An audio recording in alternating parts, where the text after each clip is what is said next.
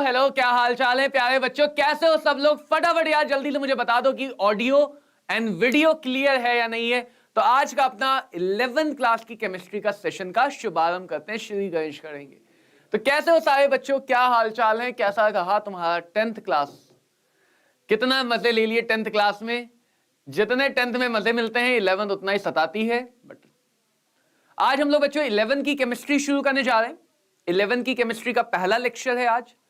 आपको हमेशा लेक्चर इसी सेम टाइम पे इसी चैनल पे ऐसे ही मिलेंगे और ऐसे ही हम 11 का पूरा सिलेबस खत्म करेंगे।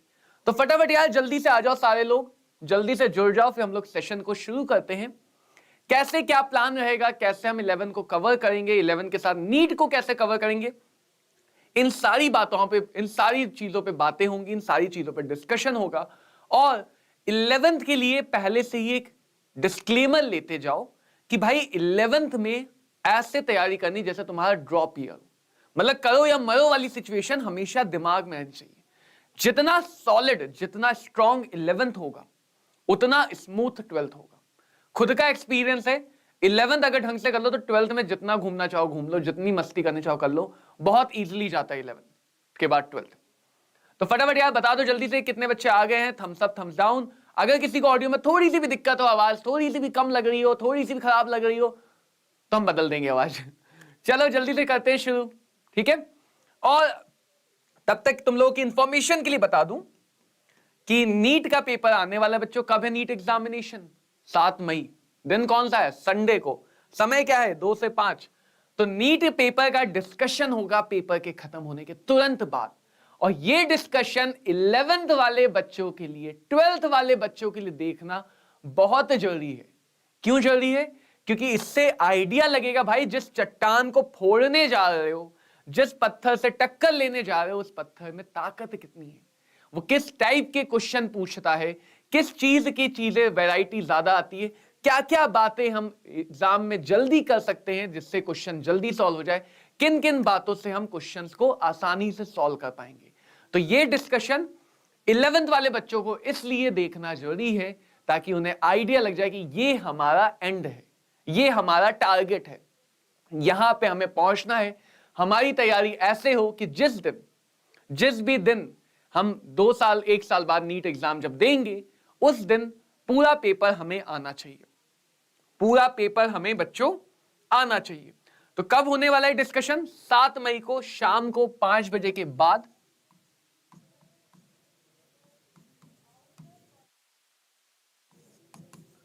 कहां पे होगा? इन्फिनिटी लर्न नीट, इसी वाईटी चैनल पे जिस पे आप लोग जुड़े हुए हो। क्या क्या करने वाले इस डिस्कशन में? तो पूरे नीट के पेपर को खोल के रख देंगे तुम्हारे सामने। खोल के रखने का मतलब पूरी एनालिसिस, कहां से ज्यादा आया, नीट ने कैसे इस चीज को एनसीईआरटी से घुमा के पूछा, या कहीं एनसीईआरटी से बाहर तो नहीं पूछ लिया। हम लोग तो हमेशा बोलते हैं ना नीट एग्जामिनेशन एनसीईआरटी एग्जामिनेशन है, तो कहीं एनसीईआरटी से बाहर तो नहीं पूछ लिया, ये भी बात रहेगी। कहीं एनसीईआरटी से हटके तो नहीं पूछ लिया, या कहीं कोई ऐसी चीज तो नहीं पूछी जो हम अवॉइड कर देते, छोड़ देते हैं। तो सारे subject physics, chemistry, botany, geology में जो जो हम डिस्कशन करेंगे, पूरी एनालिसिस होगी जो तुम्हारे टारगेट को सिक्योर करने के लिए, जो भी तुम्हें शेड्यूल बनाना वो बनाने में हेल्प करेगी। तो इस सेशन में मिलेंगे बच्चों। थोड़ा बहुत मैं अपने बारे में बता दूं, जो बच्चे मुझे नहीं जानते हैं, तो बच्चों मेरा नाम है कमल शर्मा। बहुत लंबे समय से मैं नीट और जेई के बच्चों को पढ़ाते आ रहा हूं। बहुत अच्छी रैंक आ रही है उन बच्चों की, बहुत अच्छे से सिलेक्शन हो रहा है। मैंने खुद अपना इंटीग्रेटेड कोर्स कंप्लीट किया था 2015 में। कौन से ईयर में? 2015 में। बहुत सालों पुरानी बात हो गई, तब डायनासोर घूमा करते थे अर्थ पे, ठीक है, तब अर्थ पे डायनासोर घूमा करते थे। उस टाइम में शुरुआत से ही हम टैलेंटेड रहे हैं, इसमें हम कुछ नहीं कर पाए, किसी भी तरह से हम अपने टैलेंट को कम नहीं कर पाए, तो शुरुआत से टैलेंट रहा है। एक रिसर्च पेपर भी हम लोग को कॉलेज की तरफ से पब्लिश करना होता, तो मेरा जो टारगेट था, जो टॉपिक था, वो इनऑर्गेनिक का एक छोटा सा कंपाउंड होता है शिव बेस, उस पर थोड़ी सी रिसर्च भी की है। यानी केमिस्ट्री में थोड़ा सा ज्यादा अंदर गया हूं, केमिस्ट्री को ज्यादा पास से पहचाना है, समझा है, जाना है, और ये जान लिया कि केमिस्ट्री को आसान कैसे बनाया जा सकता है। जितने लोगों ने कोटा फैक्ट्री देखा है, बिल्कुल उसके अपोजिट हम केमिस्ट्री करने वाले। हम लाल डाल के पीला डाल के नीला नहीं बोलेंगे, हम लाल डाल के पीला डाल के हरा करना सिखाएंगे। तो उस बात को समझेंगे। गवर्नमेंट की तरफ से एक स्कॉलरशिप मिलती थी, तो वो भी हमें मिली थी कॉलेज के टाइम पे ही। मैंने अपने 12th बच्चों यूपी बोर्ड से किया हुआ है 2009 में, उसके बाद 5 साल का कॉलेज का कोर्स किया, 1 साल ड्रॉप भी किया है। तो लाइफ में पता है कि बच्चे कहां पे मैंने गलती की थी, किस वजह से मैं 12th में सेलेक्ट नहीं हो पाया, मुझे ड्रॉप लेना पड़े, उस गलती को तुम्हें कैसे अवॉइड करना, वो सारी बातें। तो जो as a teacher, as a faculty मेरा गोल है तुम्हें तुम्हारे टारगेट के लिए गाइड करना, मेंटोर करना, वो थोड़ा बहुत सीखा है। बहुत लंबे समय से पढ़ा रहा हूं, लगभग 10 से ज्यादा साल हो गए प्रोफेशनली इस जगह पे पढ़ाते हुए, जेई नीट के बच्चों को देखते हुए, जेई नीट में अपडेशन चेंजेस को देखते हुए, मॉडिफिकेशन क्या हुआ है, आसान हुआ है या टफ हुआ है, इन बातों को समझते हुए। हेलो आश्रम, और बहुत सारे लाखों बच्चों को पढ़ाया है, अभी करोड़ों बच्चों को और पढ़ाना है। तो अभी ये जर्नी की शुरुआत है, मेरी भी और तुम्हारी भी। आओ करते हैं अब 11 का प्रारंभ। आओ करते हैं अब 11 का प्रारंभ। क्या हमारा टारगेट रहेगा 11th में? तो हर एक चैप्टर को 11th लेवल पे, देखो अगर तुम अभी से सोचोगे ना सब नीट लेवल पे कर ले, हम जेई लेवल पे कर ले, थोड़ा सा फंस जाओगे। पहले हर चैप्टर को 11th लेवल पे खत्म करेंगे, इतना स्ट्रांग तुम्हें बना देंगे कि तुम बेसिक में बिल्कुल पक्के हो जाओ। तुम कभी ये ना कहो कि सर मोल कॉन्सेप्ट में डाउट है, सर इक्विलिब्रियम में डाउट है, सर इस चैप्टर में थोड़ा कम समझ में आया, ये सारी दिक्कतें तुम्हारे दिमाग से बिल्कुल खत्म हो। तो बस तुम्हें क्लास में क्या करना है, पेपर पेन लेके आना है, नोट्स बनाने हैं और अपने जोश को हाई रखना है। क्या रखना है? जोश को बना के रखना है, हाई रखना है। ठीक है, हाँ सही बात है आशा। और क्लास मैं फिर से बता रहा हूं, हमेशा इसी टाइम पे इसी चैनल पे होंगी। क्लास बिल्कुल फ्री रहेंगी, और ऐसा नहीं कि फ्री है तो ऊपर ऊपर से रहेंगी, हर बात डिटेल्ड रहेगी। सारी सपोर्ट सिस्टम तुम्हें मिलेंगे, कैसे मिलेंगे, कहां पे मिलेंगे, ये सारी बातें हम लोग क्लास के एंड में करेंगे। ठीक है, हमारा आज का जो चैप्टर होने वाला है that is about mole concept. कौन सा चैप्टर होने वाला है? मोल कॉन्सेप्ट पढ़ने वाले हैं। मोल कॉन्सेप्ट यानी कि केमिस्ट्री का एनसीईआरटी का पहला चैप्टर। जितने भी डाउट हैं, एनसीईआरटी कैसे पढ़ें, एनसीईआरटी के क्वेश्चन कैसे लगाएं, सर क्वेश्चन नोट करें या ना करें, सर नोट्स में फॉर्मूला लिखें, नोट्स को डिटेल बनाएं, शॉर्ट नोट कैसे बनाएं, सर फॉर्मूला शीट दे दो, सर कैलकुलेशन नहीं होती है, जितने भी डाउट तुम्हारे मन में आ सकते हैं वो सारे डाउट हमें पता है। हम उन सारे डाउटों को धीरे धीरे करके तुम्हें एक्सप्लेन करते जाएंगे कैसे करना है। ठीक है, यस, एसएनएफआर में यस। तो चिंता मत करना, जो भी तुम्हारे मन में डाउट आए उसे तुरंत चैट बॉक्स में लिखना। ठीक है, उनको हम डिस्कस करेंगे। Hello everyone, hello Vipul. तो जो भी तुम्हारे डाउट आएंगे उनको हम डिस्कस करेंगे। मोस्टली डाउट जो जेनरिक डाउट है, जनरल डाउट है, उनको हम बीच बीच में बताते चलेंगे। नोट्स कैसे लगाना है, नोट्स कैसे बनाने हैं, कैसे तुम अपनी 11 को स्मूथ बना सकते हो। शॉर्ट नोट के चक्कर में कभी मत पढ़ना, इस चक्कर में कभी मत पढ़ना कि क्वेश्चन नोट करने, क्वेश्चन तुम्हें सीखना है और उस क्वेश्चन को सीख के आगे बढ़ जाना है। ठीक है, उस क्वेश्चन को सीख के आगे बढ़ जाना है। क्लियर है बात? चलो, तो क्या क्या बातें हैं मोल कॉन्सेप्ट में? बेसिक सी बातें हैं, बेसिक से आगे बढ़ेंगे, धीरे धीरे क्वेश्चंस का लेवल बढ़ाएंगे। ठीक है, क्लियर? बढ़े आगे, कर दे शुरू, प्रारंभ कर दे आज हमारे बैच में केमिस्ट्री। प्रारंभ करने से पहले मुझे बताया कितनों की 10th की केमिस्ट्री अच्छी है, कितनों को केमिस्ट्री अच्छी लगती है, कितनों को केमिस्ट्री अच्छी लगती है? फटाफट यार थम्स अप करो, फटाफट थम्स अप करो। कितनों को केमिस्ट्री अच्छी लगती है? नहीं लगती तो लगवा देंगे, घर की केमिस्ट्री है। फटाफट थम्स अप करके बताओ कितने लोगों को केमिस्ट्री अच्छी लगती है। जल्दी जल्दी जल्दी जल्दी जल्दी जल्दी जल्दी। ओके, चलो देखो, तो सबसे पहली बात हम यहां पे मोल कॉन्सेप्ट चैप्टर में क्या करते हैं, यहां पे हम करते हैं क्वांटिटी का मेजरमेंट। कौन सा मेजरमेंट? क्वांटिटी। केमिस्ट्री का थोड़ा सा इंट्रोडक्शन पहले बता देता हूं। केमिस्ट्री हमारी 3 भागों में बटी हुई है, क्योंकि तुम लोग 10th से आए हो तो मैं मान के लो तुमने 10th में साइंस का नाम सुना था। साइंस 3 भागों में बट जाती है, फिजिक्स, केमिस्ट्री और बायोलॉजी। ठीक है, फिजिक्स, केमिस्ट्री और बायोलॉजी। बेटा आशु सर तो मैथ्स के लेक्चर में ही मिलेंगे ना, केमिस्ट्री में तो मैथ्स भी हम ही देखते हैं। ठीक है, आशु सर तो मैं मैथ्स के लेक्चर में मिल जाएंगे, केमिस्ट्री के अंदर तो मैथ्स, फिजिक्स, बायो सब हम ही देख लेते हैं। तो केमिस्ट्री बच्चों तुम्हारी 3 भागों में बटी हुई है, 11th की भी 12th की भी। पहले को बोलते हैं पीसी, फिजिकल केमिस्ट्री। दूसरे को बोलते हैं इनऑर्गेनिक केमिस्ट्री, आईओसी। और तीसरे को बोलते हैं ऑर्गेनिक केमिस्ट्री, ओसी। फिजिकल केमिस्ट्री की अगर बात की जाए, फिजिकल केमिस्ट्री की बात करें, ठीक है, तो फिजिकल केमिस्ट्री हमारे पास रिलेटेड है फिजिकल क्वांटिटी से। यानी जब हम मॉलिक्यूल्स और एटम पे ये बातें समझते हैं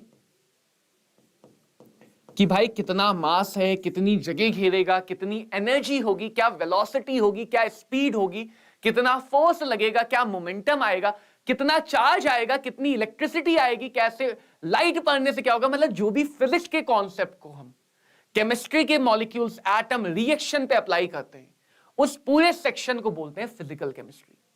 तो इसको पढ़ने का तरीका फिजिक्स को पढ़ने के तरीके से सिमिलर है। इसमें तुम्हें मिलेंगे फॉर्मूलेज, इसमें तुम्हें मिलेंगी कैलकुलेशंस, इसमें तुम्हें मिलेंगे कॉन्सेप्ट, और इसमें तुम्हें मिलेंगे न्यूमेरिकल्स। उन न्यूमेरिकल्स की प्रैक्टिस करनी, बहुत ज्यादा प्रैक्टिस करनी। एंड रिमेंबर,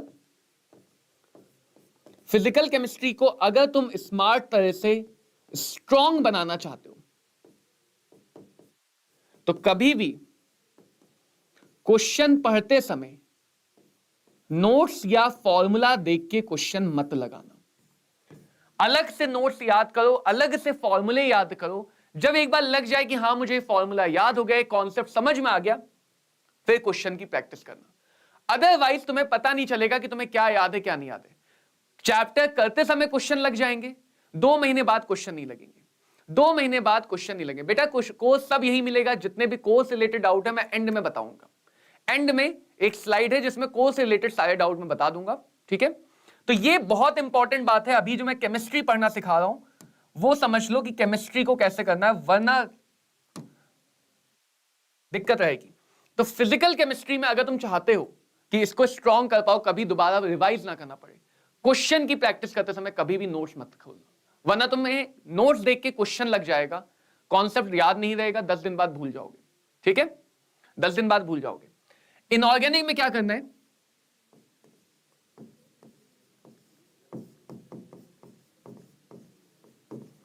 कोटा फैक्ट्री देखी है ना तुम लोगों ने,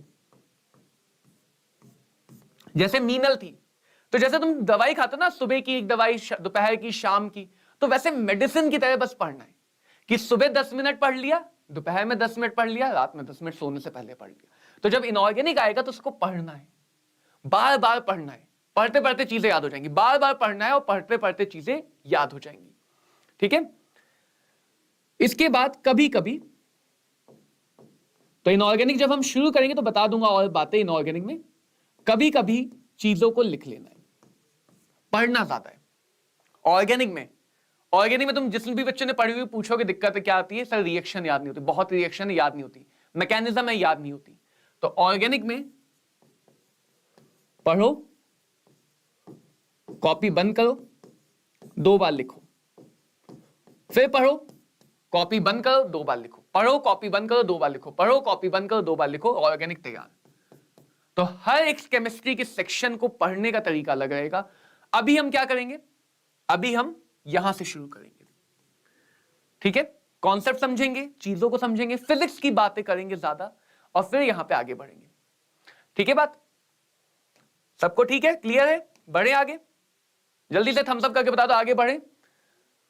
एसएनएफ, हाँ हाँ हाँ, okay okay, very good, yes correct. चलो अब बात करते हैं सबसे पहले की, तो जो हमारा मोल कॉन्सेप्ट चैप्टर होने वाला उसमें हम मेनली डिटेल करते हैं क्वांटिटी की। जैसे अगर तुम दिमाग में सोचो कि क्वांटिटी क्या होती है, व्हाट इज क्वांटिटी। अगर मैं कहूं बाजार से जाके आलू खरीद के ले आओ, कैसे लाओगे? 10 लीटर आलू दे दो भैया, पीछे से थप्पड़ मार के भगा देगा। या क्या बोलोगे, 5 आलू के पीस दे दो, नहीं ना, किलो में बोलोगे, 1 किलो 2 किलो, राइट।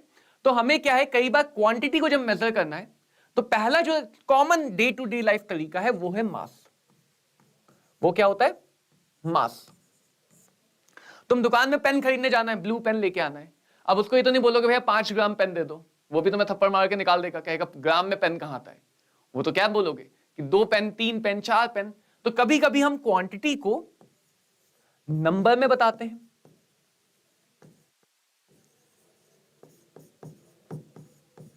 और कोल्ड ड्रिंक खरीदने जाओगे तो कैसे बताओगे? वॉल्यूम में, लीटर्स में।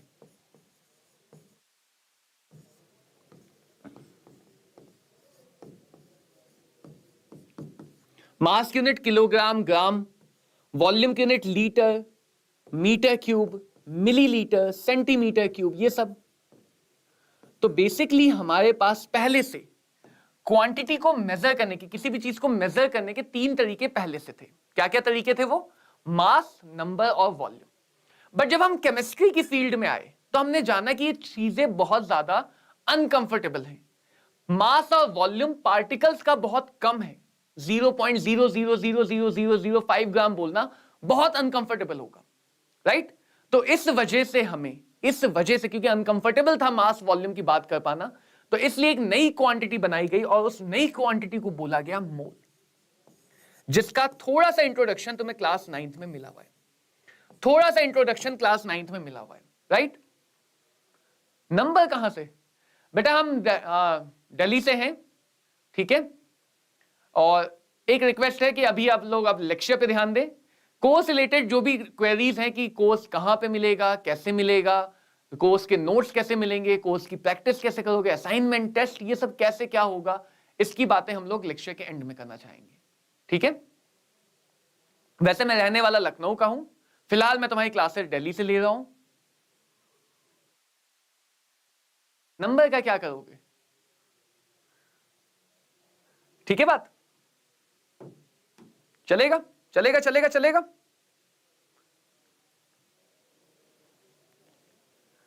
चलो चलो चलो चलो, ओके। देखो, तो केमिस्ट्री में हम लोग 2 चीजों को बहुत बात करते हैं, एटम और मॉलिक्यूल। सबसे बेसिक बातों से शुरू करेंगे। एटम का कॉन्सेप्ट कहां से आया? एटम का कॉन्सेप्ट कहां से आया? अच्छा, तो इसकी डेफिनेशन गलत हो गई, चलो कोई बात नहीं। एटम और मॉलिक्यूल का कॉन्सेप्ट कहां से आया? डाल्टन थ्योरी से। डाल्टन ने कहा किसी भी चीज का जो सबसे छोटा पार्टिकल है, जिसको हम फर्दर काट नहीं सकते, उसको कहा गया एटम। उसको क्या कहा गया? एटम। ना ना ना ना ना ना, मोल की डेफिनेशन ही गलत है तुम्हारी मोल की डेफिनेशन और कॉन्सेप्ट ही गलत है। तो एटम का मतलब क्या है? किसी भी मैटर का सबसे छोटा पार्टिकल, जिससे वो मैटर मिलके बना होगा। डाल्टन के अकॉर्डिंग हम एटम को फर्दर डिवाइड नहीं कर सकते थे, लेकिन बाद में डाल्टन के बाद एटम को भी डिवाइड कर दिया गया छोटे छोटे पार्टिकल्स में, जिनको क्या कहा गया? सब एटॉमिक पार्टिकल्स,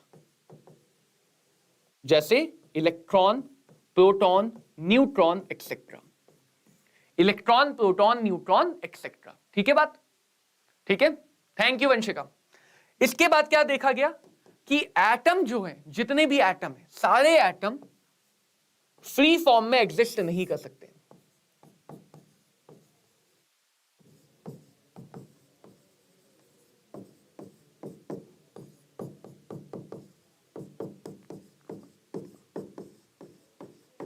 सारे के सारे एटम फ्री फॉर्म में एग्जिस्ट नहीं कर सकते, यानी एटम जब नेचर में मिलेगा तो वो कंबाइंड फॉर्म में मिलेगा। तो उस कंबाइंड फॉर्म को क्या बोला गया? जो नेचर में एग्जिस्ट कर पा रही है। हमेशा देखो, मॉलिक्यूल की डेफिनेशन क्या लेके चलते थे? Molecule is group of atom, हमेशा काम नहीं करती है। Molecule is group of atom, जो हमेशा काम नहीं करती है, राइट? तो अगर हम कहें कि जो भी सबसे छोटा केमिकल फॉर्म है, जो नेचर में फ्रीली, बिल्कुल आराम से, बिना किसी चिंता के घूम फिर सकता है, उसको कहा गया मॉलिक्यूल। उसको कहा गया molecule. For example, we have oxygen. तो ऑक्सीजन के एटम को रिप्रेजेंट किया गया ऑक्सीजन O से, लेकिन ऑक्सीजन का अकेला एटम एग्जिस्ट नहीं करता है। ऑक्सीजन जब भी नेचर में मिलता है, मिनिमम 2 ऑक्सीजन एटम कंबाइन मिलते हैं, तो ऑक्सीजन का मॉलिक्यूल हो गया O2, right? Okay Asaram. Helium की बात करें, helium is a noble gas. Noble gas का एटम भी हीलियम होता है और इसकी मॉलिक्यूलर फॉर्म भी हीलियम होती है। इसीलिए मैंने कहा कि जो तुम मॉलिक्यूल की बात करते हो ना, ग्रुप ऑफ एटम, हमेशा मॉलिक्यूल ग्रुप ऑफ एटम हो ऐसा कंपलसरी नहीं है। यहां पे अगर ध्यान दोगे तो हीलियम का एटम अकेला ही मॉलिक्यूल है। तो मॉलिक्यूल का मतलब ये नहीं है कि हमेशा एक से ज्यादा एटम हो, मोस्टली होते हैं। मॉलिक्यूल का मतलब क्या है? जहां भी जो भी तरीके से वो नेचर में फ्रीली एग्जिस्ट कर सके, सारी प्रॉपर्टी दिखा सके। जैसे सोडियम की बात करें सोडियम का एटम भी Na है और सोडियम का मॉलिक्यूल भी Na है। अगर हम बात कर ले मान लो सल्फर की, सल्फर के एक एटम को दिखाते हैं S से और सल्फर का मॉलिक्यूलर फॉर्म होता है S8। तो मॉलिक्यूल में एक एटम और एक से ज्यादा एटम भी हो सकते हैं, कोई भी फॉर्म जो फ्रीली एग्जिस्ट करे। क्लियर है बात? तो हम मॉलिक्यूल और एटम को लेके स्टार्ट करते हैं चैप्टर को, कि हम एटम और मॉलिक्यूल की बात करेंगे। हमेशा ध्यान रखना, ये बहुत बच्चे गलती करते, तो ये बात ध्यान रखना, अगर तुम्हें बोला नहीं गया कि एटम है या मॉलिक्यूल है, हमेशा हम मॉलिक्यूलर फॉर्म को डिफॉल्ट फॉर्म मानते हैं, मॉलिक्यूलर फॉर्म को ही डिफॉल्ट फॉर्म मानते हैं। सपोज मैंने कहा ऑक्सीजन गैस, मैंने क्या कहा? ऑक्सीजन, तो तुम O कंसीडर करोगे O2, तो तुम कंसीडर करोगे O2, क्योंकि मैंने ये बोला नहीं ऑक्सीजन एटम या ऑक्सीजन मॉलिक्यूल। तो अगर सिर्फ ऑक्सीजन बोला तो ऑटोमेटिकली तुम क्या कंसीडर करोगे? Molecule, O2। तो इस बात का ध्यान रखना कि हम हमेशा बाय डिफॉल्ट जब भी बात करेंगे हमेशा मॉलिक्यूलर फॉर्म की ही बात करेंगे, एटॉमिक फॉर्म की बात नहीं करेंगे। और उसी से हमारे पास आता है which is called as atomicity.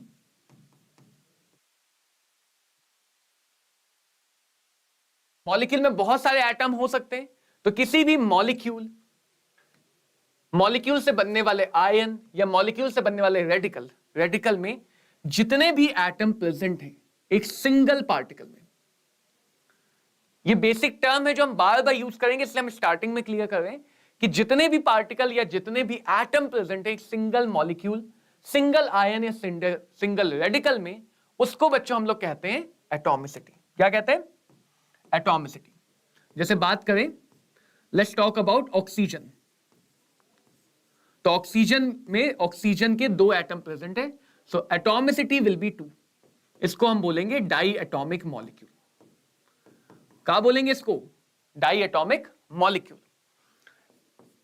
अलग अलग एटम वाले मॉलिक्यूल भी हो सकते हैं, इसमें 2 हाइड्रोजन का 1 ऑक्सीजन का एटम है, 2 हाइड्रोजन 1 ऑक्सीजन, तो ऐसे मॉलिक्यूल को बोलेंगे ट्राई एटॉमिक या पॉलीएटॉमिक भी बोल सकते हैं। आयन भी हो सकता है, आयन मतलब जिसपे नेट पॉजिटिव या नेट नेगेटिव चार्ज है। तो इस आयन में 1 फास्फोरस का 4 ऑक्सीजन के मॉलिक्यूल है, 3 से ज्यादा हो तो यूजुअली हम पॉलीएटॉमिक बोल ही देते हैं। पॉली का मतलब मेनी, पॉली का मतलब क्या होता है? मेनी। फॉस्फेट आयन हो गया, जैसे मान लो हमारे पास NO पॉजिटिव आयन है, कैटायन भी ले लेते हैं, तो इसमें 1 नाइट्रोजन का 1 ऑक्सीजन का आयन है, तो इसको बोलेंगे डाईएटॉमिक, या इसको भी पॉलीएटॉमिक बोल सकते हो। 1 से ज्यादा है तो पॉली या डाई। सोडियम ले ले, तो सोडियम में 1 ही सोडियम है, तो ऐसे मॉलिक्यूल्स को बोलेंगे मोनोएटॉमिक। तो एटॉमिसिटी का मतलब ये रहेगा, आगे जहां भी हम एटॉमिसिटी बोलेंगे, सिंपल सा मतलब 1 में कितना है। क्लियर है बात सबको? सिंपल सा एटॉमिसिटी का मतलब क्या है कि 1 में कितना है, एक मॉलिक्यूल, एक आयन या एक रेडिकल में कितने हैं, उसको बोलते हैं एटॉमिसिटी। राइट, उसको बोलते हैं एटॉमिसिटी। चलो अब इस चैप्टर में काम की बात पे बढ़ते हैं। किस बात पे? काम की बात क्या है? अभी तक क्या काम की बात नहीं थी? अभी तक वाली बात भी काम की थी, यहां से चैप्टर में काम की बातें ज्यादा है। क्वांटिटी को मेजर कैसे करते हैं किसी भी मैटर की? वो मैटर एटम हो सकता है, मॉलिक्यूल हो सकता है, आयन हो सकता है, इलेक्ट्रॉन, प्रोटॉन, कोई भी मैटर है, तो उसकी क्वांटिटी को हम कैसे मेजर आउट करते हैं? 3 तरीके हमारे पास common day to day life वाले हैं, मास, वॉल्यूम और नंबर। मास का क्या मतलब हुआ? How much matter content is there. The basic definition of mass is कितना मैटर कंटेंट है, जिसको हम SI यूनिट की अगर बात करें तो मेजर करते हैं किलोग्राम में। किस में मेजर करते हैं? किलोग्राम में। तो मास हमें क्या बताता है कि उसमें कितना अमाउंट है मैटर का। 5 किलोग्राम का मतलब 5 किलो मैटर है। वॉल्यूम का मतलब क्या है कि कोई भी पार्टिकल कितना स्पेस ऑक्यूपाई करता है।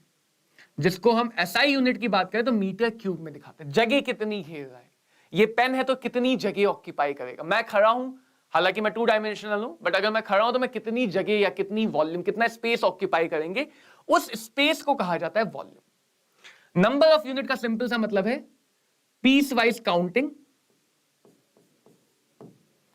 पीस वाइज काउंटिंग, जिसकी कोई यूनिट नहीं होती usually, number of at units unitless होता है। हम सीधे बता सकते हैं 10 पार्टिकल, 40 पार्टिकल, 15 पार्टिकल। फ्रैक्शन में यूजुअली नंबर नहीं होता है, बस इतना सा है कि नंबर यूजुअली फ्रैक्शनल नहीं होता है। क्लियर है बात सबको? क्लियर है? हालांकि देखो यूनिट कन्वर्जन तुम फिजिक्स में पढ़ोगे, फिर भी मैं थोड़ा बहुत आइडिया दे दूं।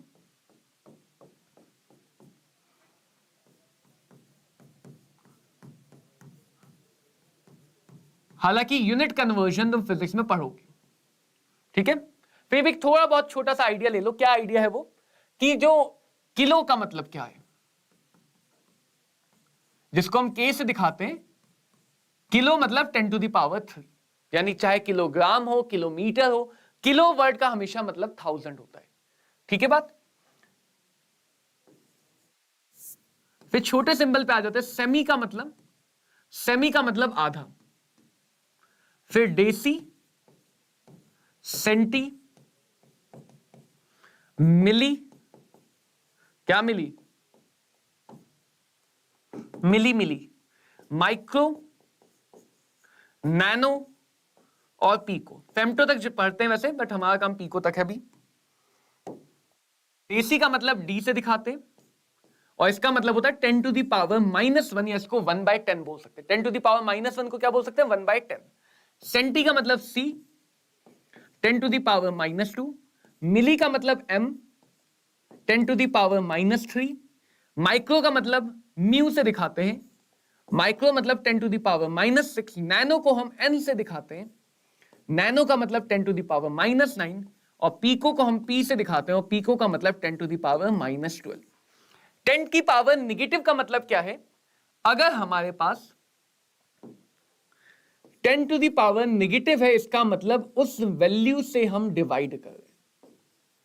उस वैल्यू से क्या करें? डिवाइड करें, यानी पावर को न्यूमरेटर या डिनोमिनेटर में शिफ्ट करते हो तो उसका साइन बदल जाता है, उसका साइन बदल जाता है। प्रिया क्लास 5 बजे तक चलेगी और रोज इसी टाइम पे चलेगी। 5 बजे तक क्लास चलेगी और रोज इसी टाइम पे चलेगी। तो पावर में अगर हम साइन चेंज कर रहे हैं, डिनोमिनेटर से न्यूमरेटर या न्यूमरेटर से डिनोमिनेटर में भेज रहे हैं, तो उसका साइन बदल जाता है। तो 10 टू द पावर -1 का मतलब डिवाइडेड बाय 10। तो डेसी मीटर का मतलब 1/10 मीटर। सेंटी का मतलब 1/10 टू द पावर 2, यानी 1/100। मिली का मतलब 1/1000। माइक्रो का मतलब 1/10 to the power 6 million. Nano का मतलब 1/1 बिलियन। पीको का मतलब 1/10 की पावर 12। बहुत जीरो होंगे आगे, बहुत जीरो होंगे आगे। क्लियर है सबको? समझ में आ गई बात? अब आते हैं आगे। अब आगे की एक बात समझते हैं। मोल क्या है? जहां से हमारी पूरी केमिस्ट्री शुरू हो रही है। मोल क्या है? मोल ही तो है जिसके लिए हम सारी बातें कर रहे हैं। जैसे मास है, वॉल्यूम है, नंबर है, ठीक वैसे ही मोल भी एक क्वांटिटी है। यानी कभी भी अगर मैं बोलूं 5 मोल, तुम्हारे दिमाग में एक इमेज आनी चाहिए। कभी बोलूं 5 मोल तो तुम्हारे दिमाग में एक इमेज आनी चाहिए कि हां लगभग इतना सा अमाउंट, लगभग इतना। 10 मोल का मतलब ज्यादा, 50 मोल का मतलब और ज्यादा, 1000 मोल का मतलब और ज्यादा। तो मोल भी एक जैसे हम मास को समझते हैं। मैं 5 किलो 10 किलो बोलूं तो दिमाग में इमेज आती होगी।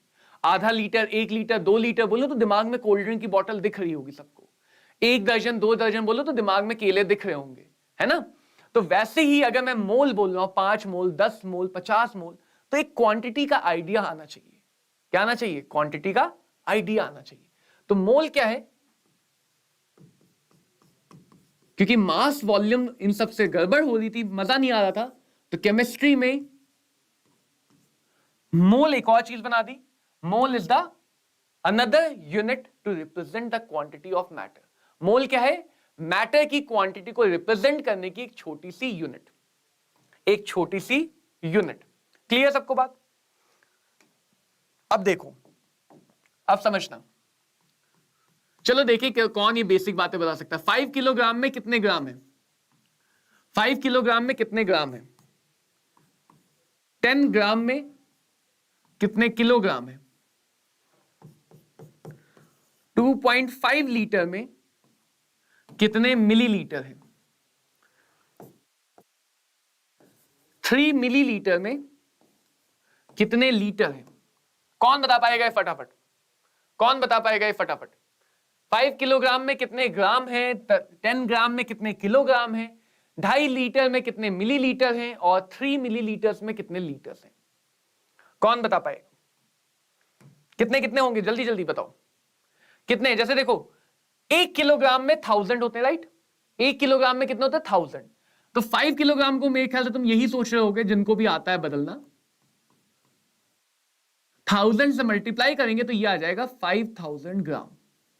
अब मैं पूछूं 1000 से ही क्यों मल्टीप्लाई किया, 500 300 से क्यों नहीं? तो रीजन सिंपल सा है कि भाई 1000 से इसलिए मल्टीप्लाई किया क्योंकि एक में 1000 होता है, एक में 1000 होता है, एक बहुत काम का है।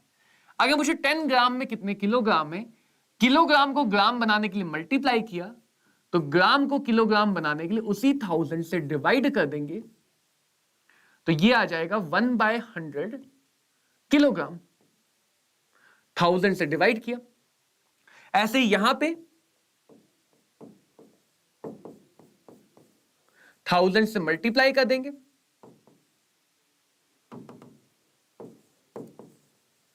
तो ये आ जाएगा मिलीलीटर्स, और यहां पे 1000 से डिवाइड कर देंगे, तो 3 जीरो है तो 3 प्लेस तक डेसिमल आ जाएगा, राइट? आएगा नहीं आएगा? अब समझो, अगर तुम कभी भी, तो इवन तुम मान लो मैं कहूं 6 एप्पल्स हैं, कितने डजन होंगे? तो तुम इसको 12 से डिवाइड करोगे और कहोगे सर आधा दर्जन केले हैं, आधा दर्जन एप्पल्स हैं, है ना? इस बार तुमने 12 से किया, 100 या 1000 से या 10 से तो नहीं किया, 100 1000 या 10 से तो नहीं किया, ये तो मामला चेंज हो गया। अगर मैं कहूं 2 डजन, तो इस बार तुम 12 से मल्टीप्लाई करके बोल दोगे इसमें 24 चीजें होंगी। तो आई थिंक तुम्हारा ये कॉन्सेप्ट क्लियर होता है बेसिक यूनिट कन्वर्जन का, क्योंकि ये डे टू डे लाइफ में यूज होते हैं, मोल इनसे हटके नहीं है। जब तक तुम ये नहीं सोचोगे कि मोल अलग नहीं है, तब तक तुम मोल में कंफर्टेबल नहीं होगे।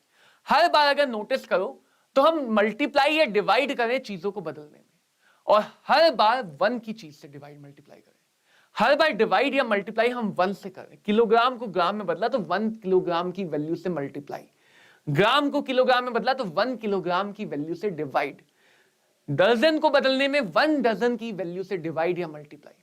तो अगर हमें कभी भी मास, वॉल्यूम, मोल को आपस में बदलना है, एक यूनिट को अलग यूनिट में बदलना है, तो हम या तो मल्टीप्लाई कर रहे होते हैं या हम डिवाइड कर रहे होते हैं। सिंपल सा, छोटा सा, बहुत ऑब्वियस सा कॉन्सेप्ट है, पूरा चैप्टर खत्म। 33% चैप्टर खत्म हुआ है इस छोटी सी बात से। समझ सकते हो कितना आसानी से हो जाएगा? इस बात को अगर तुम आगे मोल पे अप्लाई कर सको तो 33% of the chapter is finished. Why? क्योंकि हर बार हम 1 की क्वांटिटी से मल्टीप्लाई या 1 की क्वांटिटी से डिवाइड करेंगे। तो अगर हमें मोल को कन्वर्ट करना है, अगर हमें मोल को कन्वर्ट करना, तो सबसे पहले हमारे दिमाग में आना चाहिए कि भाई 1 मोल क्या है, 1 मोल की डेफिनेशन क्या है। जैसा भी तुमने फिजिक्स के लास्ट लेक्चर में पढ़ा था यूनिट एंड डायमेंशन में, कि हम हर फंडामेंटल यूनिट को डिवाइड करते हैं, फंडामेंटल यूनिट से बाकी यूनिट डिफाइन करते हैं, तो हमें पहले इसको डिफाइन करना पड़ेगा। जब तक ये डिफाइन नहीं होगा ये यूजलेस है। जब तक 1 मोल डिफाइन नहीं होगा तब तक मोल का यूज यूजलेस है। तो इसी 1 मोल के लिए डिफाइन किया गया, और इसके लिए जो चीज आई उसको कहा गया मोलर क्वांटिटीज। क्या कहा गया? Molar quantities. मोलर वर्ड का मतलब, मोलर वर्ड का मतलब ऑफ 1 मोल। क्या मतलब है मोलर वर्ड का? कि पहले हम ये डिफाइन कर लें कि 1 मोल में कितना। अब समझना, सारे 11 के बच्चे बहुत ध्यान से सुनो। हमेशा हमारे दिमाग में बैठा दिया गया होता है कि 1 मोल का मतलब एवोगैड्रो नंबर। सही भी है, हमेशा यूज का नहीं है। 1 मोल का मतलब ये नहीं कि उसमें हमेशा एवोगैड्रो नंबर है। 1 मोल में ये कहा जाए कितने पार्टिकल है तो एवोगैड्रो नंबर। 1 मोल के लिए हम बहुत सारी चीजें डिफाइन करते हैं। 1 मोल का मास, मोलर मास। 1 मोल की वॉल्यूम, मोलर वॉल्यूम। 1 मोल के number of particle, Avogadro number, molar particle. 1 मोल की हीट, 1 मोल की हीट कैपेसिटी, 1 मोल की और भी बहुत सारी चीजें, जैसे 1 मोल की वॉल्यूम। तो हम मोल के लिए जो भी डिफाइन करें that is called as molar, that is called as molar. समझ में आई बात? Molar quantities, molar heat capacity, molar electronegativity, molar enthalpy, molar velocity, अगर तुम 11 में जाओ, मोलर एनर्जी। मोलर वर्ड का मतलब क्या है? 1 मोल, सिंपल सा स्ट्रेट। मोलर का मतलब 1 मोल। तो यहां पे हम 3 यूज करने वाले हैं, molar mass, molar volume and molar unit. Molar mass का मतलब 1 मोल का मास कितना है। किसी भी सब्सटेंस के 1 मोल के पास जो मास होता है उसको डिफाइन किया गया मोलर मास। क्लियर है बात? मोलर वॉल्यूम का मतलब 1 मोल के पास वॉल्यूम कितनी है। मोलर यूनिट्स का मतलब 1 मोल में कितने नंबर ऑफ पार्टिकल्स हैं। इसी को तुमने आगे चल के सुना हुआ है, एवोगैड्रो नंबर कहते हैं। बिल्कुल कहते हैं, लेकिन वो सिर्फ इसी के लिए, इन दोनों के लिए नहीं। यूनिट पे ध्यान जरूर देना, इसकी यूनिट है ग्राम पर मोल। एक कितने ग्राम है 1 मोल में, कितने ग्राम है 1 मोल में। काशी, मैंने अभी स्टार्टिंग में बताया था कि मोल का हम यूज क्या करते हैं, जो यूज मास वॉल्यूम का है क्वांटिटी मेजरमेंट के लिए। कल को पेन खरीदने जाओ तो कितने में कितने पेन लाओगे, तो क्वांटिटी बताने के लिए जो यूज है वही यूज मोल का है। ठीक है, जो यूज क्वांटिटी बताने में मास का है, वॉल्यूम का है, वही सेम यूज मोल का है। बस केमिस्ट्री में मोल हमारे लिए ज्यादा कंफर्टेबल है। अगर कभी भी तुम्हें डाउट हो कि इस क्वेश्चन को कैसे करेंगे, पहला काम मोल निकाल लेना।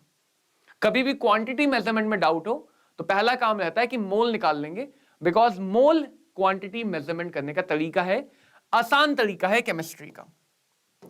क्लियर? नंबर ऑफ पार्टिकल्स पर मोल। तो मोलर का मतलब क्या हो गया, 1 मोल में कितना है। मोलर का मतलब 1 मोल में कितना है। कैसे हो न्यूटन, कैसी चल रही तुम्हारी रिसर्च? ठीक है, फिर कहीं कहीं पे बच्चों हम लोग एसटीपी की बात करेंगे, कहीं कहीं पे एनटीपी भी बोला जाता है।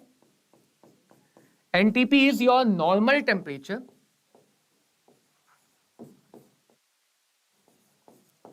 And pressure. Almost STP NTP similar होते हैं, एग्जैक्टली इक्वल तो नहीं है, बट वेरी वेरी क्लोज है, बहुत ज्यादा क्लोज रिलेटिव है, ऑलमोस्ट सिमिलर है, ऑलमोस्ट सिमिलर है। ठीक है, तो नॉर्मल टेम्परेचर या स्टैंडर्ड टेम्परेचर का मतलब 0 डिग्री सेल्सियस, या केल्विन में बोलते हैं 273.15 केल्विन। केल्विन भी टेम्परेचर को मेजर करने की स्केल है। Normal pressure 1 atmospheric, standard pressure 1 बार, स्टैंडर्ड प्रेशर 1 बार। कैसे हो मनु? स्टैंडर्ड प्रेशर 1 बार, लेकिन ऑलमोस्ट दोनों सेम है, इसलिए हम एसटीपी और एनटीपी को यूज करते हैं। ठीक है बात, एसटीपी और एनटीपी को यूज करते हैं। इन तीनों को अब एक एक करके डील करेंगे। सबसे पहले आता है मोलर मास। मोलर मास का मतलब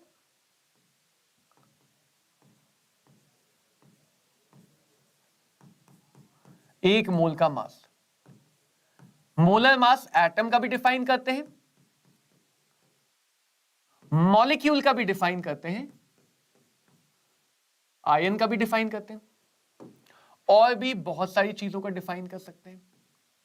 तो ऐसा नहीं कि मोल हम सिर्फ atom molecule, molar mass potato का बता सकते हो।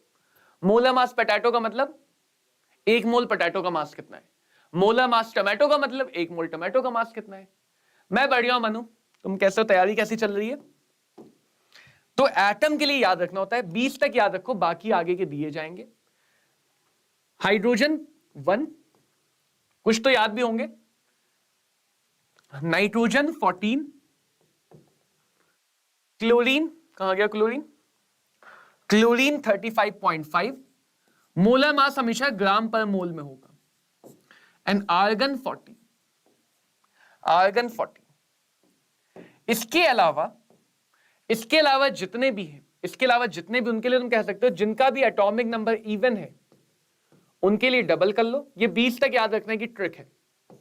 जिनका भी एटॉमिक नंबर ऑड है उनके लिए डबल में 1 ऐड कर दो।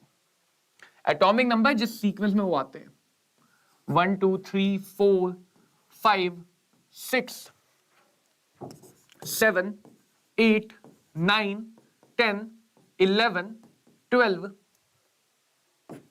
13 14 15, 16, 17, 18, 19 और 20। तो पहले 20 तक के लिए हमें एटॉमिक नंबर याद रखना होता है, मोलर मास भी याद रखना होता है। देखो कैसे, 2 पे आ रहा है डबल कर दो 4, 2 का डबल 4, 4 पे आ रहा है डबल कर दो 8, हालांकि इसका 8 और 9 दोनों होता है बट हम 8 यूज कर लेंगे। 6 पे आ रहा है डबल कर दो 12, 8 पे आ रहा है डबल कर दो 16, 14 पे आ रहा है डबल कर दो 28, 20 पे आ रहा है डबल कर दो 40। तो जितनों का भी एटॉमिक नंबर इवन है उनके मोलर मास के लिए डबल कर देते हैं, उनके मोलर मास के लिए डबल कर देते हैं। 10 पे आ रहा है 20, 12 पे आ रहा है 24, 16 पे आ रहा है 32। ठीक है, इवन वाले हो गए सारे। हाँ, ऑड वालों के लिए क्या करो, ऑड वालों के लिए डबल प्लस 1, 3 का डबल 6 प्लस 1 7, 5 का डबल 10 प्लस 1 11, 9 का डबल 18 प्लस 1 19, 11 का डबल 22 प्लस 1 23, 13 का डबल 26 प्लस 1 27, 15 का डबल 30 प्लस 1 31 और 19 का डबल 38 प्लस 1 39। तो ये जो लिखे थे इनके अलावा 4 के लिए याद रखना है, क्योंकि इनके लिए ये ट्रिक काम नहीं करती है। इन 4 का हमें मोलर मास याद रखना पड़ेगा क्योंकि इनके लिए ट्रिक काम नहीं करती। कौन 4? Hydrogen, nitrogen, chlorine, argon. काम तो बेरिलियम के लिए भी नहीं करती, लेकिन बेरिलियम के लिए काम चला ले रहे हैं हम लोग। बेरिलियम के लिए काम चला लेंगे, इसका 8 या कभी कभी 9 होता है आइसोटोप की वजह से। बट मेन जो है हाइड्रोजन, नाइट्रोजन, क्लोरीन, आर्गन के अलावा 20 तक के लिए जितने भी एलिमेंट हैं उनके लिए इवन एटॉमिक नंबर है तो डबल, और ऑड एटॉमिक नंबर है तो डबल प्लस 1। इससे तुम्हें एटम्स के मोलर मासेस याद होंगे। सारे मोलर मासेस हमेशा किस में होंगे? ग्राम पर मोल में, ग्राम पर मोल में। क्लियर सबको ये बात? यस यस, बढ़िया। ठीक है, अब अगली बात, मॉलिक्यूल, आयन, ये सब कैसे बनते हैं? मॉलिक्यूल, आयंस, ये सब बनते हैं बच्चों, कैसे बनते हैं? एटम से, एटम्स के कंबाइन से। जो चीज एटम से मिलके बनी उसका मास भी एटम से मिलके ही बना होगा, है ना? जो चीज एटम से मिलके बनी है उसका मास भी एटम से मिलके बना होगा। यस शुभम, बिल्कुल, ऐसा डाउट भी नहीं आना चाहिए। क्यों नहीं कर सकते हो? बिल्कुल कर सकते हो। मेहनत की है तो सब कर सकते हो, कोई दुनिया में ऐसा कोई इंसान नहीं जो तुम्हें रोक ले। अपने आप को सिर्फ एक ही चीज रोकती है, हम खुद। तो बिल्कुल क्लियर कर सकते हो नीट। मेहनत की है तो क्लियर डेफिनेटली कर सकते हो, ऐसा डाउट दोबारा मन में आने भी मत दो। खुद हिंदी मीडियम से था, किया ना मैंने, नीट नहीं लेकिन जेई क्लियर किया है। तो H2O की बात करें, H2O कैसे बना? 2 हाइड्रोजन 1 ऑक्सीजन से, राइट? 2 hydrogen 1 oxygen. तो 2 हाइड्रोजन के लिए 1 हाइड्रोजन एटम का मास 1, 2 का मास 2 × 1, 1 ऑक्सीजन एटम का मास 16, तो वाटर का मोलर मास आ गया 18 ग्राम पर मोल। तो मॉलिक्यूल के लिए हम क्या करते हैं? सिंपल, मॉलिक्यूल अगर आया तो हम उसके लिए जो भी एटम है उन एटम के मास को ऐड कर लेते हैं। जैसे सपोज तुम्हारे पास आ गया HNO3, नाइट्रिक एसिड। पहले देख लो क्या क्या प्रेजेंट है इसमें। 1 हाइड्रोजन, 1 नाइट्रोजन, 3 ऑक्सीजन। 1 हाइड्रोजन का मास 1, 1 नाइट्रोजन का मास 1 × 14 और 3 ऑक्सीजन का मास 3 × 16। कितना हो जाएगा? 1 + 14 + 48। ऐड कर लो। नीट के बच्चे में जितनों को भी कैलकुलेशन में दिक्कत आती है, जितनों को भी कैलकुलेशन में दिक्कत आती है, पेन पेपर यूज करने की आदत डालो। जितना तुम ओरली काम करोगे ना, सुन सुन के, अच्छा हाँ ये ऐसे हो जाएगा वैसे हो जाएगा, कैलकुलेशन एग्जाम में कर लेंगे। कैलकुलेशन में हमेशा दिक्कत आएगी। कैलकुलेशन की दिक्कत खत्म करने का एक ही तरीका है, जैसे ये लिखा है तो ये ऐड करो खुद से, खुद से ऐड करो। ये इंतजार में मत करो कि सर ऐड कर देंगे हम बाद में कैलकुलेटर से देख लेंगे। तुम यहां पे मेरी कैलकुलेशन चेक करने के लिए नहीं बैठे हो, तुम यहां पे अपनी कैलकुलेशन स्ट्रॉन्ग करने के लिए बैठे हो। Yes yes, correct Newton. Language is never a barrier, language is never a barrier, only barrier is our mind. तो ऐसे हम मॉलिक्यूल हो, इवन अगर मान लो आयंस भी हैं, आयंस मतलब जिन पे नेट पॉजिटिव या नेट नेगेटिव चार्ज हो, तो चार्ज आता है बिकॉज ऑफ इलेक्ट्रॉन। चार्ज किस वजह से आता है? इलेक्ट्रॉन की वजह से। इलेक्ट्रॉन को क्या माना जाता है? मासलेस। इलेक्ट्रॉन का खुद का मास नहीं है, तो चार्ज को मास में कंसीडर नहीं करते। सिंपल वर्ड में, आयन के लिए भी कोई चार्ज हो उसको इग्नोर करके मास निकाला जाएगा। चार्ज को इग्नोर करके मास निकालेंगे तो एक नाइट्रोजन, 4 हाइड्रोजन, एक नाइट्रोजन का मास 1 इंटू 14, 4 हाइड्रोजन का मास 4 इंटू 1, तो ये आ जाएगा 18 ग्राम पर मोल। तो मास निकालते समय हम नेट पॉजिटिव या नेट नेगेटिव चार्ज को कंसीडर नहीं करते।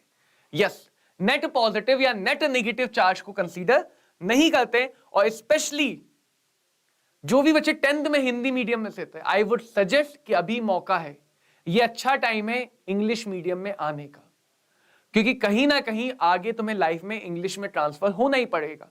आज नहीं करोगे कॉलेज में जाके करना पड़ेगा, कॉलेज में नहीं करोगे जॉब में जाके करना पड़ेगा, जॉब में नहीं करोगे तो आगे जब शादी के लिए इंटरव्यू देने जाओगे तब करना पड़ेगा।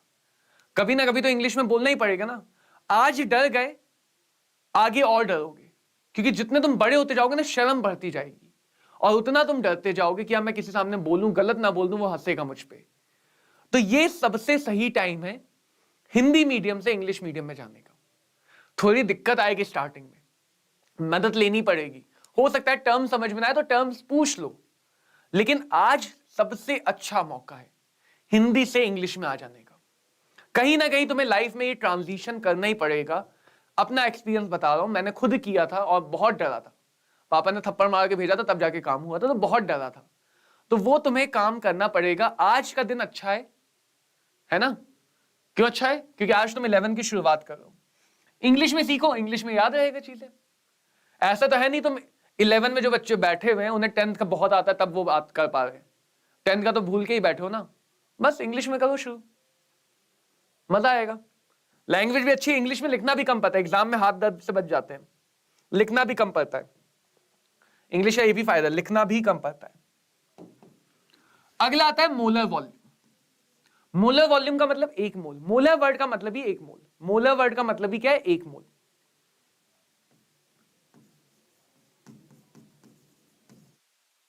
मोलर का मतलब एक मोल। तो मोलर वॉल्यूम में वॉल्यूम का थोड़ा सा खेल अलग है। सिर्फ वॉल्यूम के लिए बात ध्यान रखना, वॉल्यूम के लिए हमारे पास है सॉलिड, लिक्विड और गैसेस। क्या क्या है? सॉलिड, लिक्विड और गैसेस। सॉलिड की प्रॉब्लम क्या है? सॉलिड की अपनी अलग प्रॉब्लम है। सॉलिड लिक्विड में क्या है कि इनकी जो वॉल्यूम है वो डेफिनेट होती है।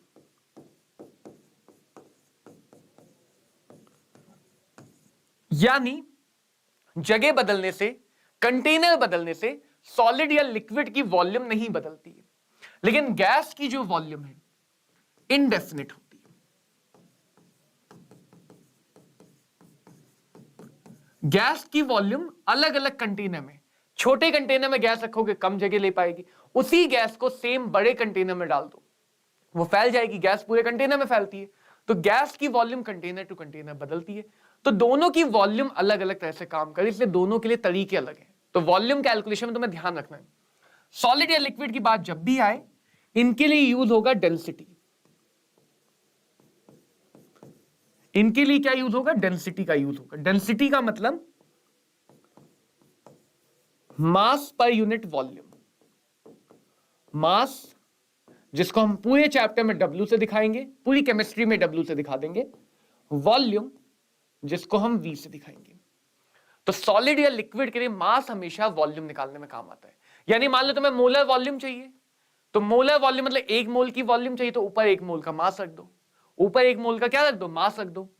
जैसे वाटर के लिए याद भी रखेंगे आगे के लिए, वाटर की डेंसिटी दी नहीं जाती है तो हमेशा हम उसे 1 मान लेंगे। अगर नहीं दी गई है तो वाटर की डेंसिटी कितनी मान लेंगे? 1। बहुत यूज होता है वाटर, इसलिए वाटर की डेंसिटी याद रखी जाती है।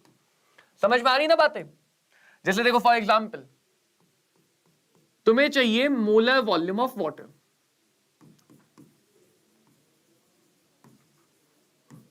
वाटर लिक्विड क्या चाहिए? वाटर की मोलर वॉल्यूम चाहिए। तो मोलर वॉल्यूम के लिए पहले तुम्हें चाहिए मोलर मास। मोलर मास कितना है वाटर का, अभी पीछे निकाला था, 18 ग्राम पर मोल। अब हमें क्या चाहिए, वॉल्यूम चाहिए, तो डेंसिटी। अगर वॉल्यूम 1 मोल की चाहिए तो मास भी तो 1 मोल का लगेगा ना। अगर वॉल्यूम चाहिए 1 मोल की तो मास भी तो 1 मोल का ही लगेगा, डेंसिटी तो बदलेगी नहीं। डेंसिटी होती है 1 मोल का मास है 18, तो 1 मोल की वॉल्यूम आ जाएगी, कितनी आ गई, 18 मिलीलीटर। ये बन जाएगा वाटर का मोलर वॉल्यूम। क्या बन जाएगा, मोलर वॉल्यूम।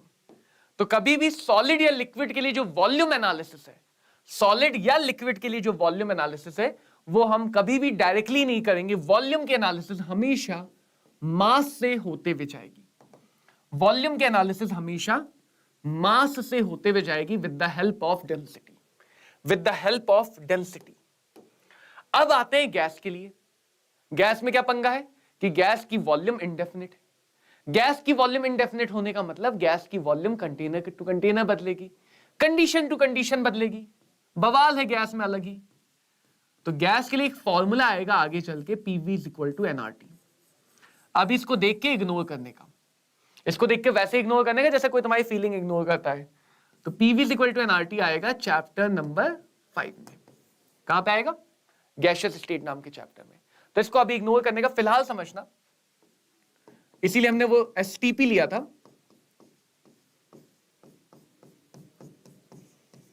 अगर स्टैंडर्ड टेम्परेचर और प्रेशर की माने,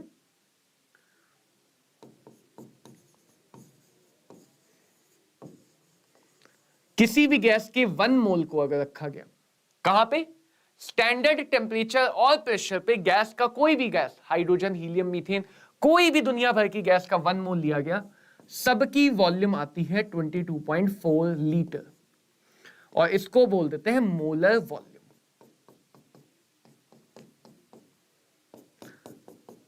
तो देखो अभी तक तुम्हें कुछ बातें क्लियर होनी चाहिए। मोलर मास यूनिवर्सल चीज नहीं है, ऐसा नहीं है कि सबका मोलर मास सेम होगा। मोलर मास यानी 1 मोल का मास, और सबके 1 मोल का मास अलग अलग होगा।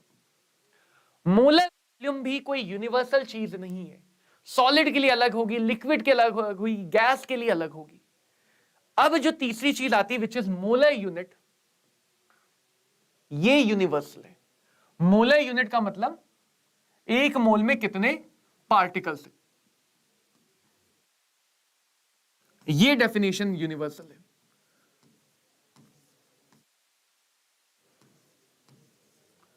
कि 1 मोल में 6.022 इंटू 10 टू द पावर 23, बहुत बड़ा नंबर है।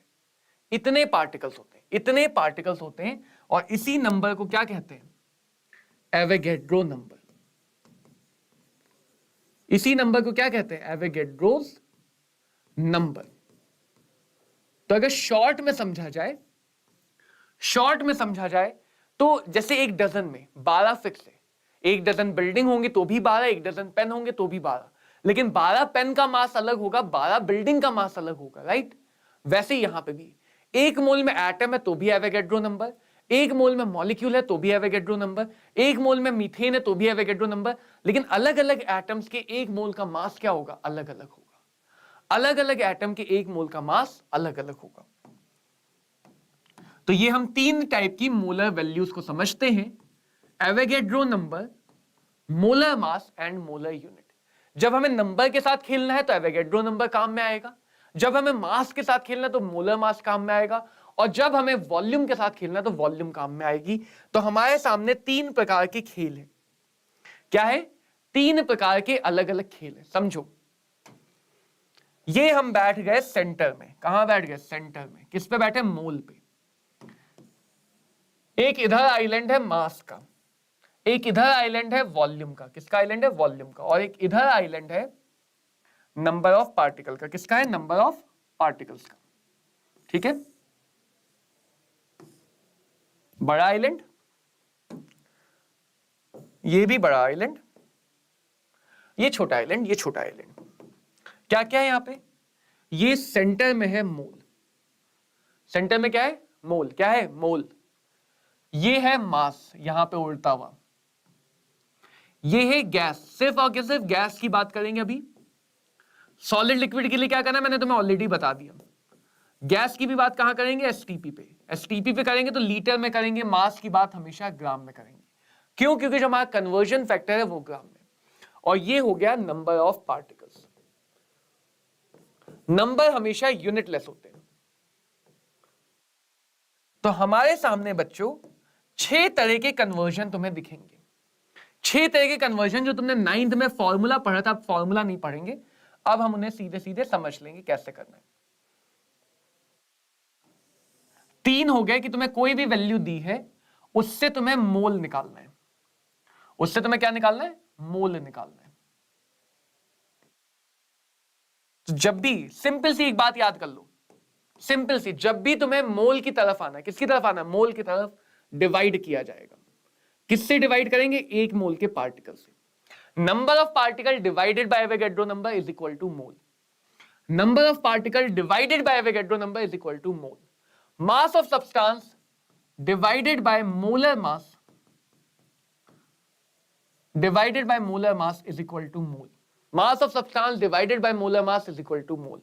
Volume of particle divided by 22.4 liter is equal to moles.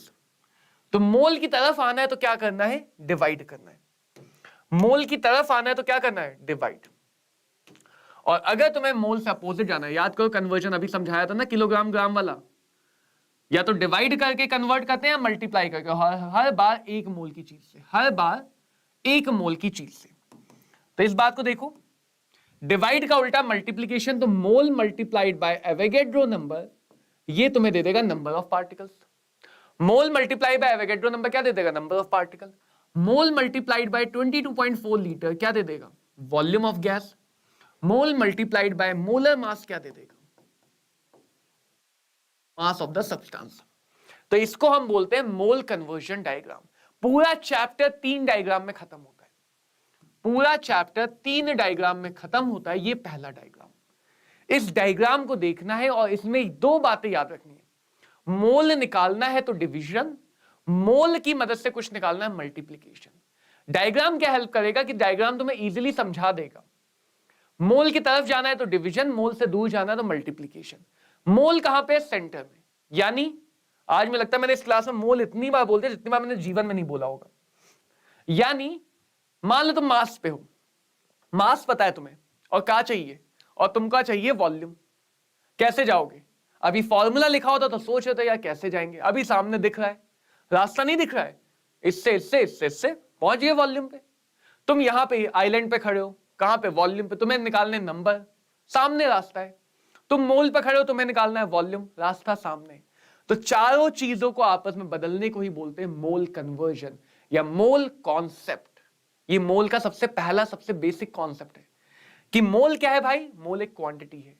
मोल को बाकी क्वांटिटी में कैसे बदलोगे? तो या तो 1 मोल की चीज से डिवाइड या मल्टीप्लाई।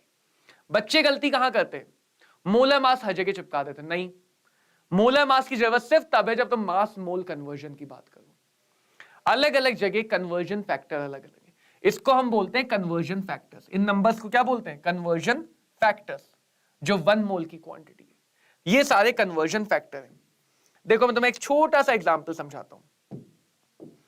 मेरे पास suppose 5.6 litre 5.6 litre CO2 gas है। क्या है? 5.6 लीटर CO2 गैस है। देखो कैसे, हमेशा इस बात पे फोकस करो कि तुम्हें क्या दिया है, किसका दिया है। मुझे वॉल्यूम गिवन है और मान लो ये भी मेंशन है एसटीपी पे। गैस के लिए फिलहाल हमेशा मेंशन होगा एसटीपी पे। तो मैं वॉल्यूम आइलैंड पे हूं। वॉल्यूम हमेशा लीटर में क्योंकि ये लीटर में, मास हमेशा ग्राम में क्योंकि ये ग्राम में। वॉल्यूम से पहले मैं कहां जा सकता हूं? मोल पे। कैसे? डिवाइड। तो जो भी नंबर है उसको मैंने डिवाइड में लिखा। ये ध्यान रखना कि जो दिया गया है वो ऊपर रहेगा, वो कभी नीचे नहीं आएगा। जो गिवन है वो हमेशा ऊपर रहेगा। जो भी गिवन है वो हमेशा ऊपर रहेगा। जो कन्वर्जन फैक्टर है वो नीचे आएगा। ये मोल का जनरल फॉर्मूला है। ठीक है, जो कन्वर्जन फैक्टर है वो नीचे आएगा, जो दिया गया है वो ऊपर आएगा। ये जैसे ही मैंने इसे डिवाइड किया 1 मोल की वॉल्यूम से ही बन गया मोल। कितना बन गया बाद में भी सॉल्व कर सकते हो। अब अगर तुम चाहो CO2 का मोलर मास निकाल लो, 1 कार्बन 2 ऑक्सीजन, आई थिंक सब निकाल लोगे। ये मोलर मास है CO2 का। अगर तुमने इसी गिवन मोल को जैसे ही मल्टीप्लाई किया 44 से, ये बन गया CO2 का मास, ये बन गया CO2 का मास। और अगर तुमने इसी मोल को, जो भी मोल है, इसी को मल्टीप्लाई किया एवोगैड्रो नंबर से, ये बन गए CO2 के molecules. Because CO2 is a molecule, तो ये बन गया नंबर ऑफ मॉलिक्यूल्स। तो बहुत सिंपल सा फंडा है कि हम किसी भी गिवन क्वांटिटी को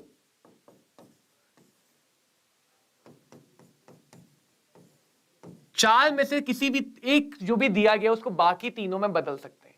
बाकी तीनों में बदल सकते हैं कैसे? हमेशा पहला काम रहेगा मोल निकालना, कन्वर्जन फैक्टर से डिवाइड करके। मोल तक जाना है डिवाइड करके, मोल से आगे आना है मल्टीप्लाई करके। एक और सिखाता हूं, देखो मान लो मेरे पास दिया गया है लेट्स से 20 ग्राम ग्लूकोज, जिसका फॉर्मूला होता है C6H12O6।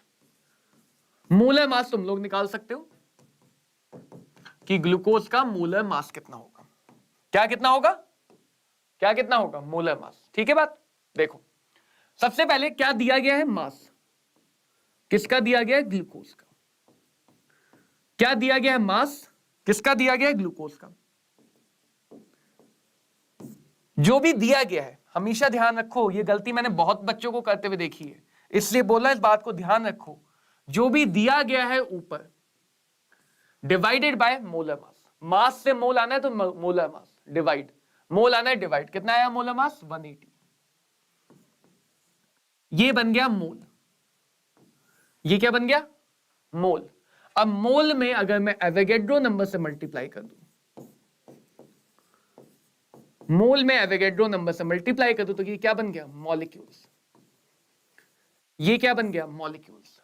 क्योंकि ये सॉलिड होता है ग्लूकोज, तो गैस वाला यहां पे यूज नहीं कर सकते। ये वाला 22.4 वाला कॉन्सेप्ट सिर्फ गैस के लिए वैलिड है। किसके लिए वैलिड है? सिर्फ और सिर्फ गैस के लिए। सॉलिड या लिक्विड के लिए हमेशा अगर हमें वॉल्यूम पे जाना है तो we have to use density. Solid या लिक्विड के लिए अगर वॉल्यूम पे जाना है तो then we have to use density.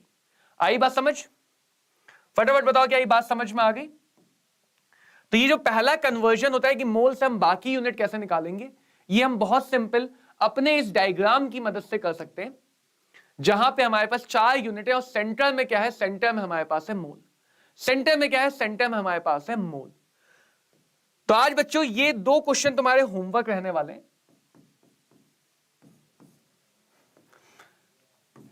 ये जो 2 होमवर्क है इनको हम अगली क्लास में आंसर डिस्कस करेंगे। इन पे बेस ये भी क्वेश्चन है, ये भी तुम्हारे होमवर्क है, इनको तुम्हें ट्राई करना है। होमवर्क क्वेश्चंस को हम डिस्कस करेंगे अपने आगे आने वाली क्लास में। ठीक है, ये तुम्हारे होमवर्क क्वेश्चन है। ठीक है, बात क्लियर है सबको? अब कुछ बातें करते हैं इधर उधर की कि कैसे तुम्हें अपने इस 11 को लेके जाना है।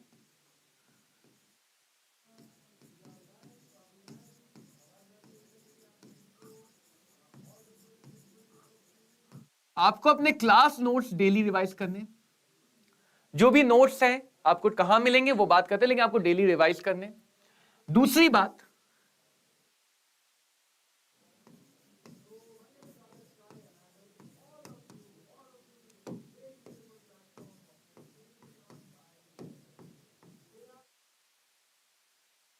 बाकी जो भी आपके पीडीएफ नोट्स हैं, ठीक है, जो भी बाकी डिटेल है, कहां पे असाइनमेंट है, क्लास का शेड्यूल क्या है, टाइम टेबल क्या है, कौन सी क्लास कितने बजे होगी, इन सारी बातों के लिए एक टेलीग्राम चैनल का लिंक होगा डिस्क्रिप्शन बॉक्स में। तो उस टेलीग्राम चैनल को ज्वाइन कर लेंगे, जिससे आपको सारी अपडेट मिलती रहे। ठीक है,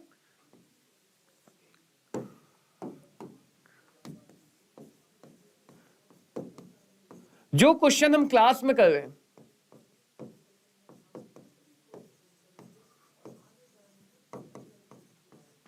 उनको लिखने की जरूरत नहीं है, क्योंकि वो आपके पास लिखे हुए नोट्स में रहेंगे। आपको अलग से लिख के टाइम बर्बाद करने की जरूरत नहीं है। आपको जो भी प्रैक्टिस करनी है क्वेश्चन, अभी के लिए सिर्फ होमवर्क और उन्हीं टॉपिक से एनसीईआरटी, सिर्फ इन क्वेश्चंस की प्रैक्टिस करनी है। इसके अलावा कोई भी अलग से जो बुक फॉलो करनी होगी वो आगे समय आने पे बताया जाएगा। तो फिलहाल के लिए ये सारी बातें आप लोगों को ध्यान में रखनी है, ठीक है बच्चों। तो बड़ा मजेदार सेशन आया यार तुम लोगों के साथ। मिलते हैं अगले सेशन में। अगले सेशन में दुगने उत्साह के साथ मिलो, तैयारी करके मिलो, पढ़ के मिलो। कोई डाउट है तो उस डाउट के साथ मिलो, स्टार्टिंग में ही वो डाउट क्लियर कर लो। तो मिलते हैं बच्चों अगले सेशन में। पढ़ते रहो ऐसे ही, धीरे धीरे चीजें लेवल डेवलप होंगी। एक दिन में नहीं होगा, लेकिन धीरे धीरे सुधार होगा। बस तुम्हारी तरफ से क्या चाहिए? एक स्माइल और एक कंसिस्टेंसी। तो मिलते हैं बच्चों अगले सेशन में। Thank you very much.